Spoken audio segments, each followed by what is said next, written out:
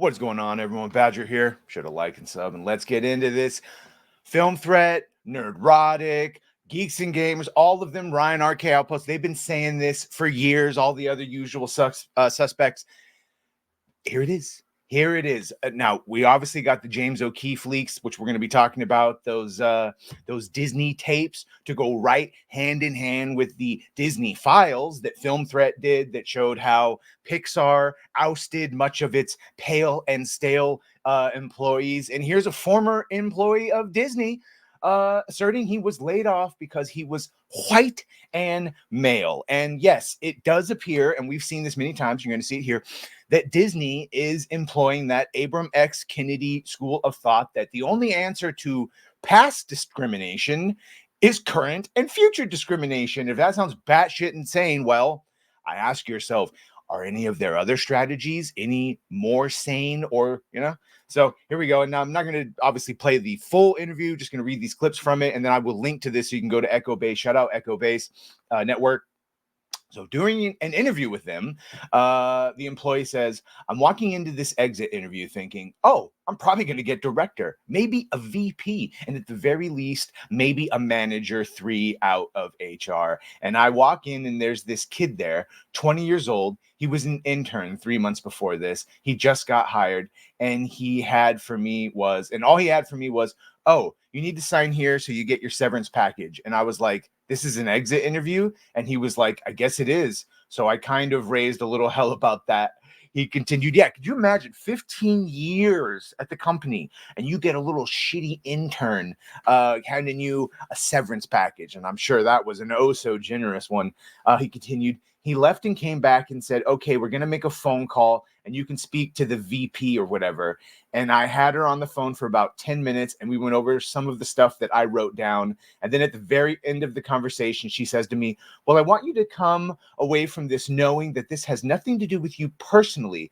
This has nothing to do with your job performance, obviously. Then why would you be fired if it had nothing to do with him personally or the job performance? You said, well, Badger, it's layoffs and money this. Let's keep going. After briefly explaining a number of awards and gifts he had obtained while working at Disney, he asserted, the message she told me was that you're being let go because you're white and you're male. Sitting in this cubicle. And that's the other thing. And we learned that in those Disney tapes.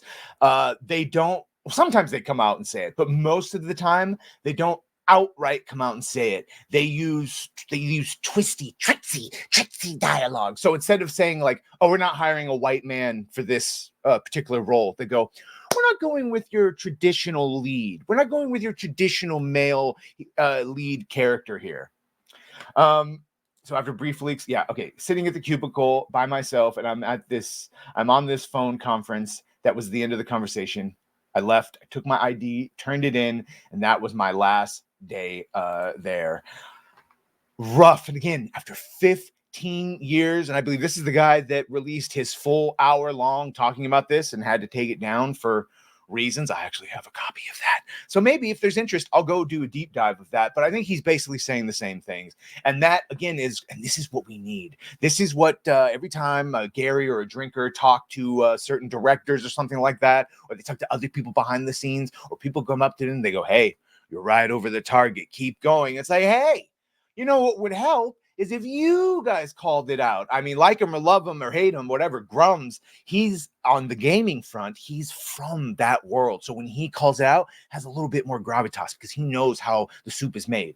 Same thing with the movie industry. Same thing with any industry. The people on the inside, in the know, need to come out and talk about it. And to that end, even though he didn't know he was doing it, that was, again, because this is like a 20-minute video, so I forgive you if you didn't go over it. I'm just going to read some of the things he said. This was the VP, Disney VP, even though he was a Fox VP, and then Disney bought Fox, and basically he came along with the ride. Michael Giordano, he went on 2 of these. James O'Keefe, famously of Project Veritas, and he left. He's doing his own thing now, but basically, this guy thought he was on a date, and the 2 women that yeah, by the way, he's straight. And I know he's very lispy when he talks, but it's California straight.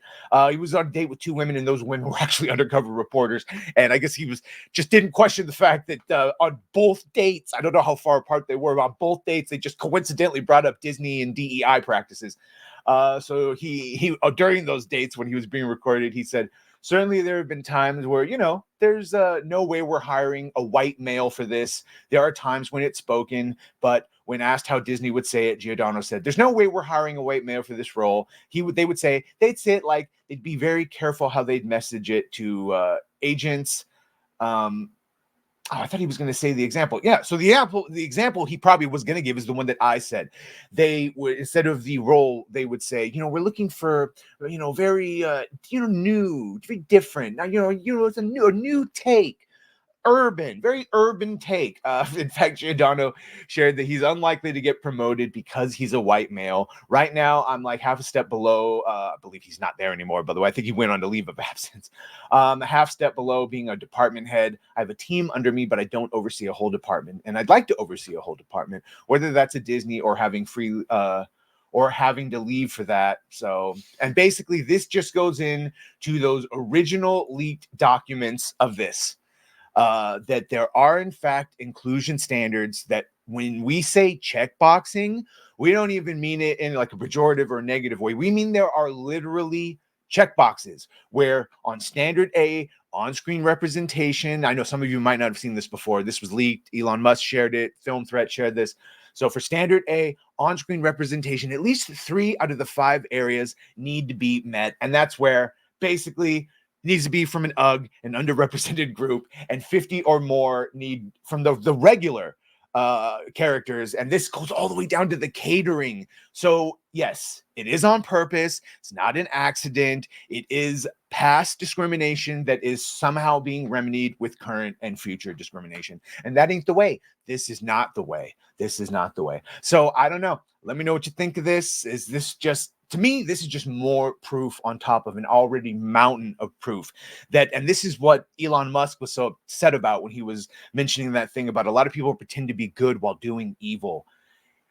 Disney is the most hypocritical, and there's a lot of them. So it's certainly in the entertainment sphere. They're one of the most hypocritical companies. They virtue signal about rights, about loving these alternate sexualities, if you will, while then firing the people that they hire them specifically for that, even when they do good jobs. And can't get any more specific to that.